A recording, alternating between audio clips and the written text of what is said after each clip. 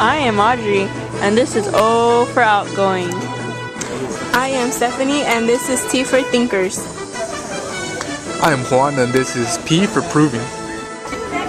I am Eduardo, and this is F for False.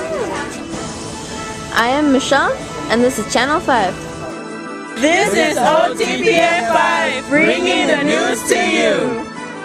Good morning, Environmental Charter High School. Thanks for joining us on OTPF 5 News. I am Stephanie Lopez. I am Juan Gonzalez. And for our first story, bullying. Who is the real victim, the aggressor or the aggressed? We will be looking into positive role models for teens. Many times we only focus on victims, but do we ever stop and think about why bullies bully or some of the struggles they go through? Here in LMU, I'm on the search why children are still bullying and what are some of the causes that makes them want to hurt others. When I asked Dr. Nora Murphy, this is what she had to say. Reasons why people become bully other people.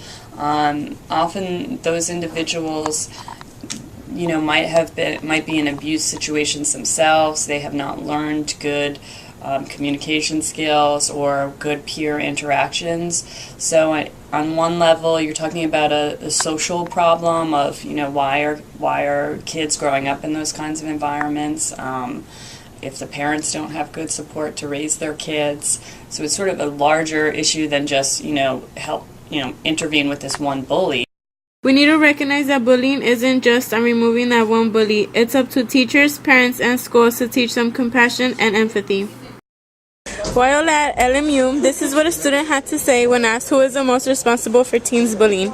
Someone else bullying somebody else, you should call it out. And you see that because sometimes you're caught up in the moment and you don't realize that that person's affected, but someone else might realize it. So it's their responsibility to say something.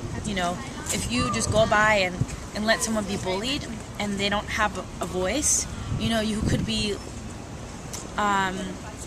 you could have had a chance to save somebody's life. If they decide to hurt themselves or just have a bad mood, which is sad. And teachers are a big problem too. A lot of teachers bully either themselves, they make fun of their students because of the hierarchy, or they see other students making fun of them and they don't say anything about it.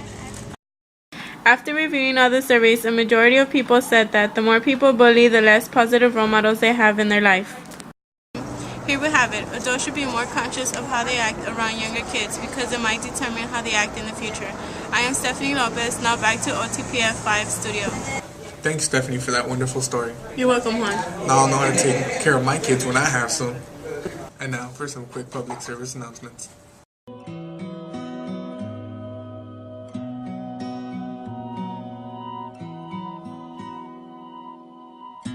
If I were to die, 30% of children have been involved in bullying. That's 5.7 million or 1 in 3 students. more than okay for the time I spent with you.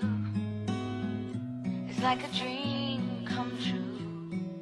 Don't coach someone into bullying. Take one day of your life and come help support for those that are in silence.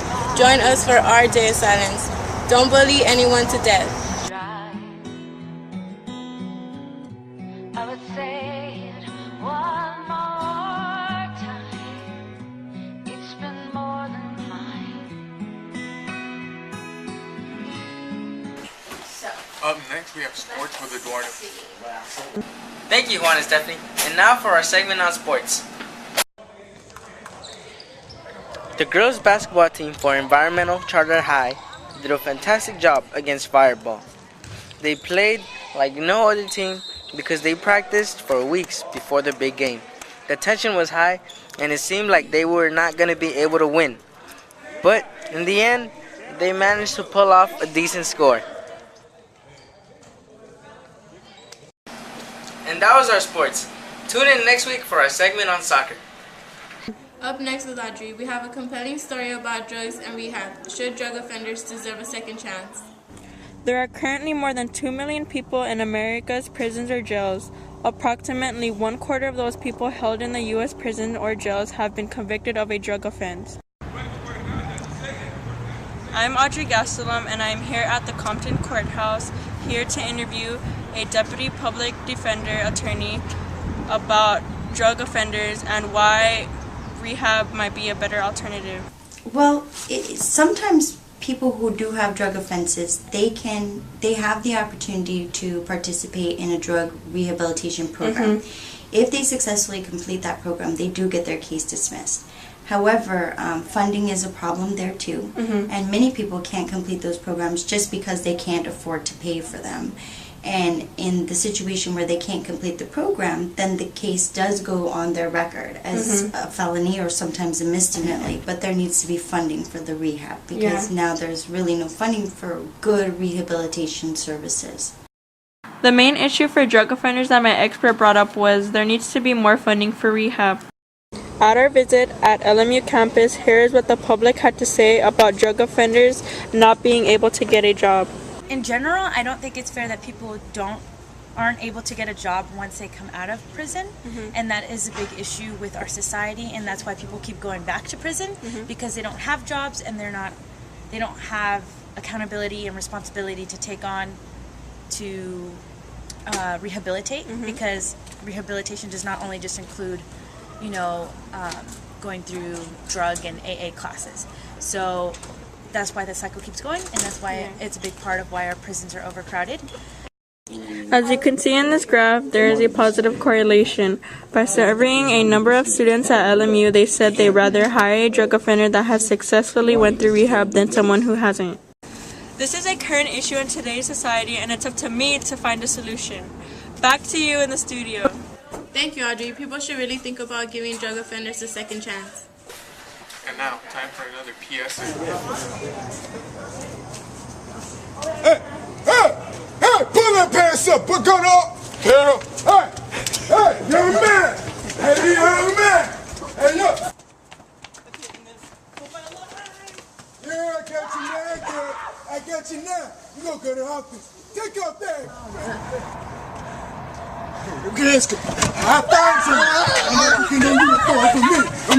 ECHS kids, please wear your uniform or else Daniel will hunt you down.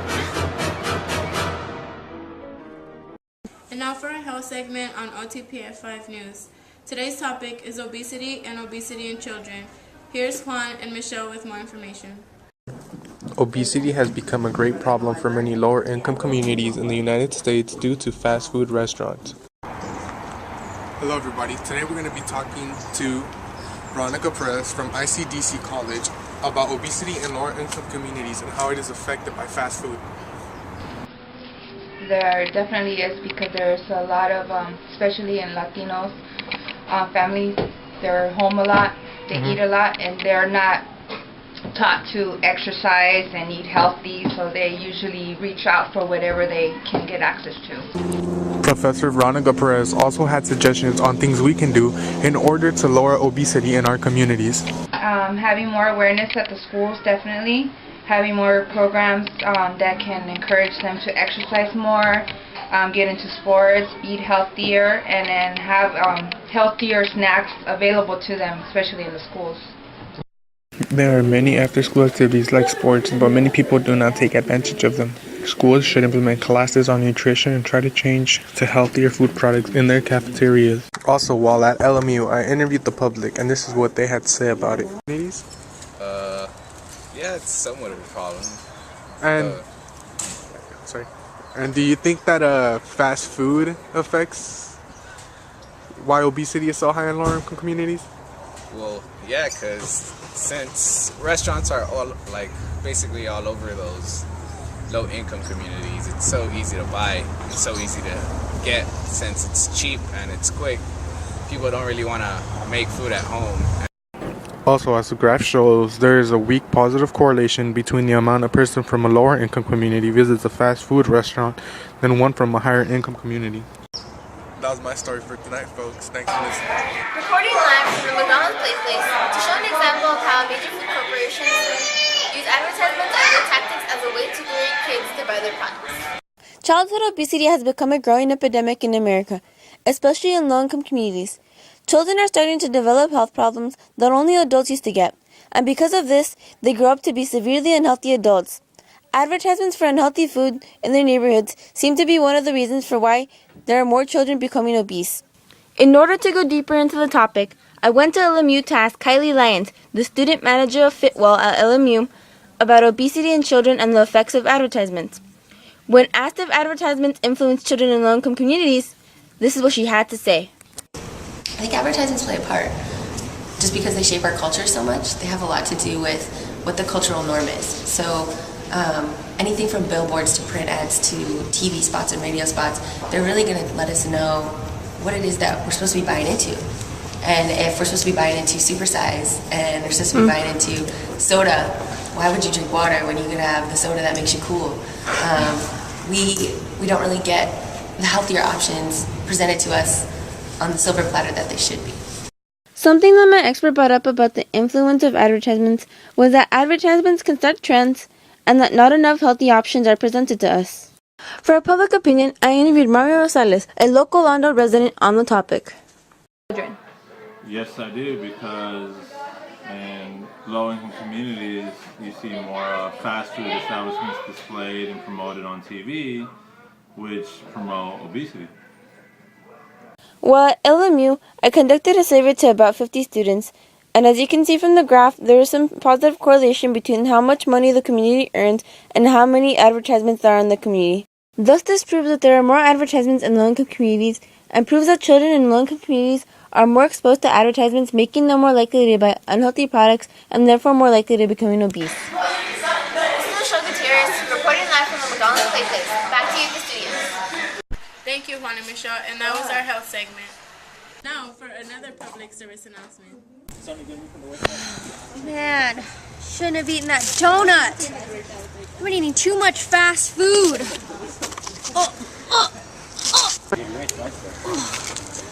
Shouldn't have eaten all that fast food. What were you doing with all that fast food? I don't know, man. I'm poor and I don't have any money to spend. All I can buy is fast food. Man, you need healthy stuff. Eat this orange. It's good for you. Better than that fast food. Exercise. Thanks, man. Yeah. Fast food, you don't want that. This is what you really want. Got your protein, vitamins, everything you need right here.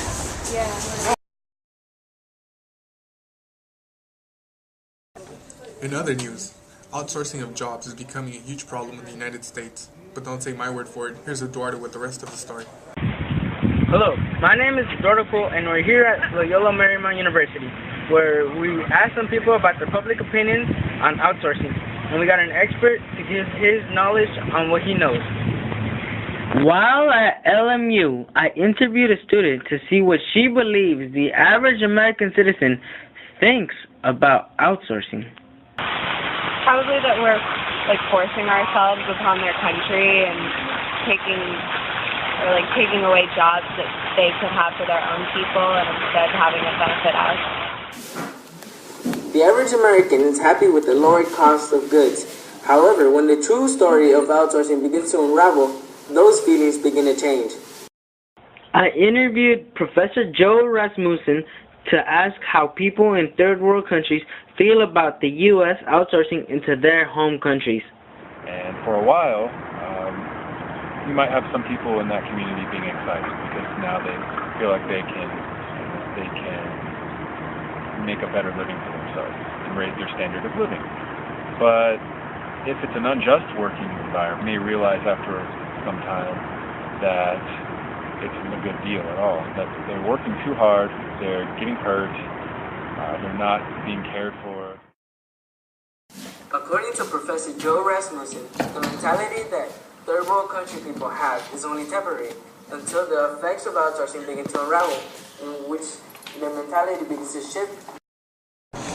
We visited the campus of Cal State Dominguez Hills, and we had a surprise expert to speak to on how he believes outsourcing is affecting us by affecting other countries. And that while the goods are cheaper, often it's comes at a cost of how those goods are made. We don't have control over the conditions of production. After conducting a survey at LMU, we created a graph and came to a conclusion that it does not matter to the people if a company provides jobs if they'll just give unsafe working conditions. My name is Eduardo Poole, and this has been OTPF 5 News. Thank you, Eduardo, for this wonderful story. Now I'll know to watch my job. And now for a quick commercial break. Coming to ECHS next school year, the new school uniforms. Tired of those boring old shirts and pants? Try the new school uniform. The new school uniform comes in various dresses and skirts. Made of a unique khaki-colored fabric, it's guaranteed to make you look cool. So order now! And that was it, folks. I am Stephanie Lopez. And I'm Juan Gonzalez. And thank you for watching OTPF 5 News.